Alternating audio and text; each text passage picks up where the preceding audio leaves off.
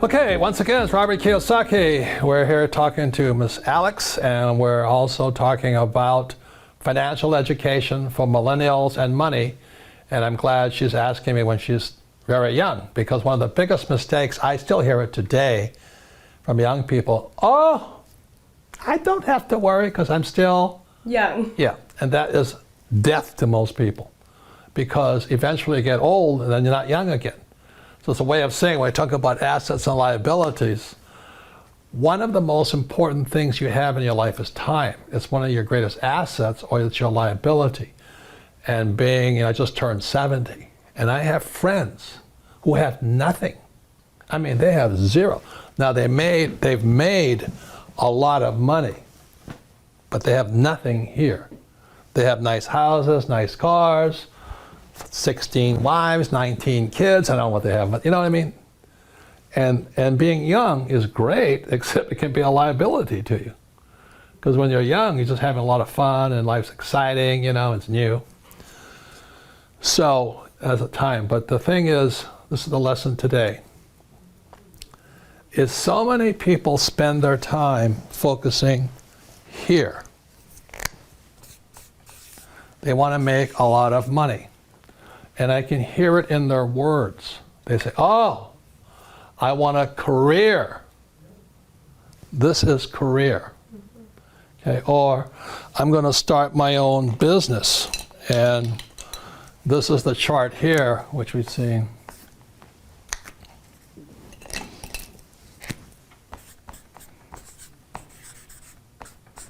This is the cash flow quadrant, book number 2. E is employee. S is small business, self-employed, or a specialist like a doctor, a lawyer, web designer. B is big business, 500 employees or more. And I is professional investor. So when I was your age, I knew I wanted to get here. This takes time. This is the hardest, you know. This is where the big mega bucks are. And Kim and I are here. And the money is massive. But it takes time to get there. The big mistake I see young people make is they focus here. And the words are, I want to do what I love. That's the track. You see, in real life, sometimes you have to do what you hate. Like, people think I like to write books. I hate writing books. But it fills my purpose in life. It's not my passion, my purpose in life. Because my purpose was to get here. A lot of these guys get trapped here doing what they love. And as we've talked about on earlier episodes of this thing, these guys pay the highest taxes. 40% here, 60% in taxes here, 20% here, and then 0% here. So when I was before my 20s, I knew I wanted to go there, and it wasn't doing what I loved. I had to learn what I didn't want to learn. I had sometimes to do what I hated. I had to learn about taxes. I had to learn about debt. I had to take classes. I had to learn about insurance. So I was doing a lot of things I hated doing so I could come over here. These guys never do this because they live their passion. I want my passion. The difference in passion is greedy. Purpose is for other people. So my purpose was to come over here so I could serve more people. So I have employees here and all this. I don't buy stocks, bonds, mutual funds, because as a professional investor, I can create my own assets. Okay. Any comments, anything so far? Yeah, if you ask anyone, they all say they want to do what they love. And they're talking about here. Exactly. And this is where you get taxed. Yeah. Like, you know, coming here, I was doing fine over here because I didn't have much money. Because the government takes all your money anyway, right? Yeah. 40% in taxes. Because nobody's going to sue you. You come over here, they sue you. Okay? So I had to learn about lawsuits. I hated it, but I learned it. So the big mistake for young people is I'm going to do what I love, which is fine over here. But what do you love the most? Well, I loved my freedom. And I know it sounds greedy, but I love making money. I'd rather have a lot of money than no money. I've been both. I've been broke, I've been down, everything, but I'd rather have a lot of money. So it was worth my purpose to get over here. The big mistakes I see young people making is here. You know, they think about what they want to do, what they love, And what I'm saying to you, the millennials right now, invest in what you love. There's a very big difference. In other words, think about this side first. Most young people, or should I say, short-sighted people, they think this is it or this is it. But this is the one here. So when I was your age, I knew that the assets I wanted to acquire, the richest people own businesses. Over here, these guys are small business, self-employed. You're self-employed if you can't stop working. I stopped working years ago because I have businesses. Very big difference. It was painful, but I got there. So number one is a business. So when I was in my 20s, I knew I was going to do what it would take to school, study, learn about taxes, debt, insurance, accounting, lawsuits, and all this through business. Next is real estate. I love real estate. But most people can't do what I do because they don't have a business.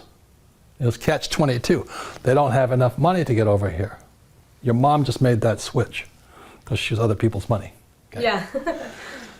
So the reason I make more money is because it's not what I'm doing what I love. I do sometimes what I hate so I can have the assets that I love. I love having a business. You know, if I didn't have a business, you wouldn't be here. Darren wouldn't be here. I wouldn't have a CEO and president. I wouldn't have accountants. I wouldn't have attorneys. So the business affords me the lifestyle I want. And then I invest in real estate. And then what most people invest in from there is paper. And that's fine. That's stocks, bonds, mutual funds, savings, ETFs. Not my game. I don't love it. I actually hate it. But these guys, it's perfect for them to have paper, stocks, bonds, mutual funds, ETF, and all that, because they're focused over here. They want to do what they love. They want to climb the ladder. They want their career. They want this. I want to become president. You know, that's not what I wanted. I want to be a football star. But this is for the middle class here. That's fine. You can get rich here too. I just don't like it. It's not exciting to me. And then the last one are commodities. And the four basic commodities, a lot of commodities like food. Farmers get rich, they provide food, which is good. I invest in food. I invest in avocado farms to provide food. Oil, gold, silver. I love those things. I love avocados, you know. I love avocados. Yeah, I know. So I'm doing what I love. I love trees, I love plants, you know, things like this. So I'm doing what I love here, here, and here. I don't like stocks, bonds, mutual funds, ETFs, 401ks, IRAs. I think it doesn't excite me, you know. It just doesn't. This excites me. So I invest in what I love rather than do what I love. And these guys do what they love, but most of them never get over here. You know, this is like Steve Jobs, Zuckerberg, Bezos of Amazon. And they have all the money in the world. That was my plan. Any comments, any questions on that? So as you mentioned, a lot of people are talking about how they want to do what they love, right? And I think you have a very valid point on investing in what you love. Because a lot of people, just to say that they're entrepreneurs or investing, they're investing in the whole Bitcoin outrage and the cryptocurrencies. And I felt like I wasn't actually pursuing what I loved, or I was falling off the wagon because I wasn't really interested in Bitcoin. But I realized that that's just not my thing. I'm not investing in what I love if I'm doing that in Bitcoin. What I want to do is invest in real estate. So I love looking at properties. I love looking at houses, fixer-uppers, and looking at the numbers. That's my passion. Maybe I got it from my mom, who knows, but Bitcoin isn't my thing. So I have no reason to feel like I'm not doing what I love just because I'm not investing in Bitcoin. And that's kind of the attitude. In my world, like I said, I see people, they chase shiny objects. And what a shiny object means is, you know, when you're fishing, you throw a lure out, and this little shiny object goes, and the fish comes and they jump in. That's what most people do. Bitcoin today is a shiny object. I'm not saying you can't make a lot of money in it, but most people are chasing shiny objects. They want to make money. They're not building an asset here. The reason they don't do it here, this is the highest risk. Now, this is what I know. The higher the risk, the more education it takes. For example, if I wanted to learn, and I flew, if I wanted to just fly my little Cessna 172 around the place, not much risk in that. But when I had to go to Vietnam to fly, the risk went up. I had to study harder, become better, work harder at it. The reason most people stay in paper, 401ks, IRAs, and chasing shiny objects like Bitcoin is because they don't want to take the risk here. They're huge. You've got to study. That's why we have Rich Dad's Education, Rich Dad's Coaching. All of you guys are allowed to take courses and all this. If you come here, it takes no intelligence to be here.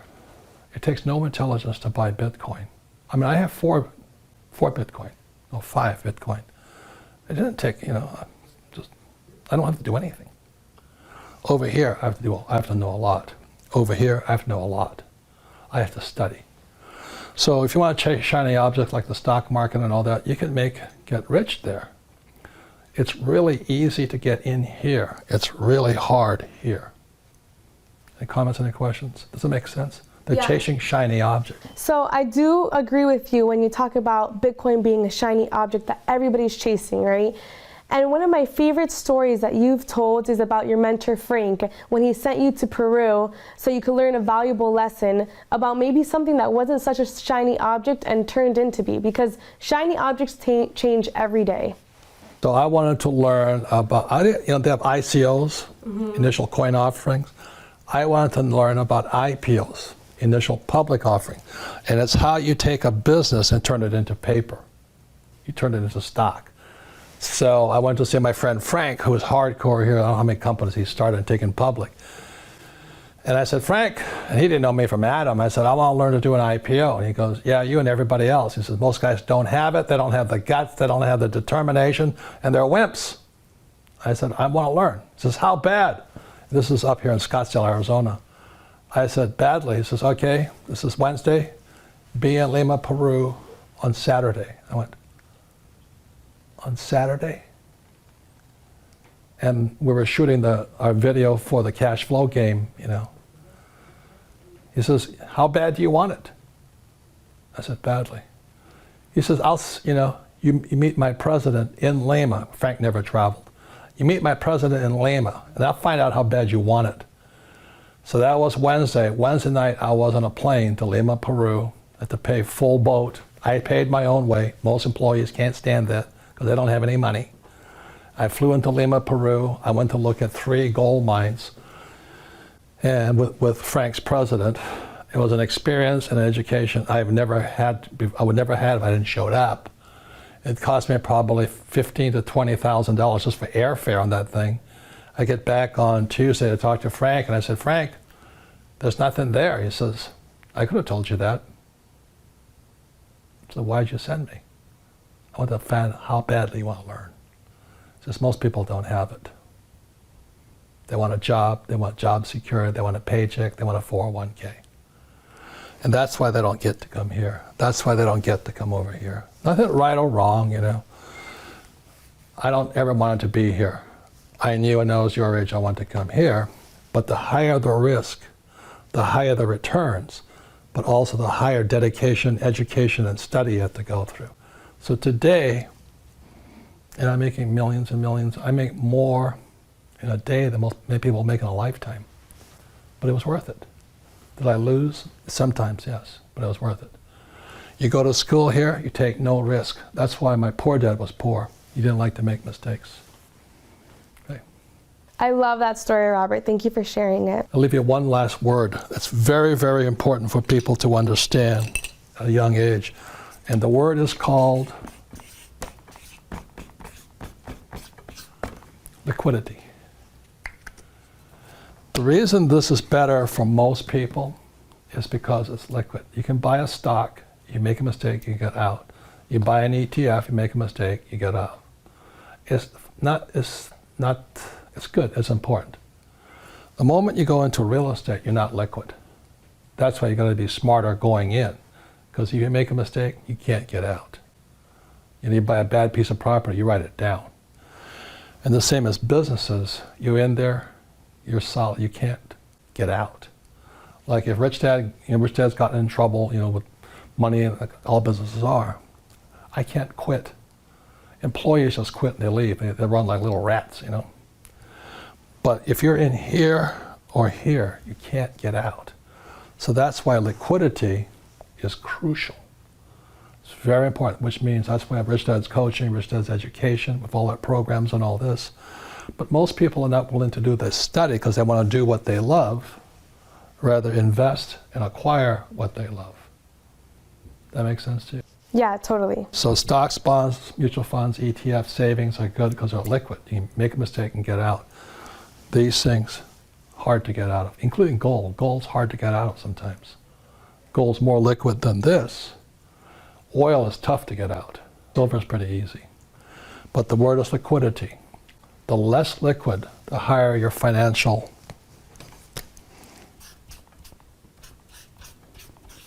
IQ. You've got to be so much smarter. And most people, they have it. They have that ability to be that smart, but they rather do what they love rather than invest in what they love.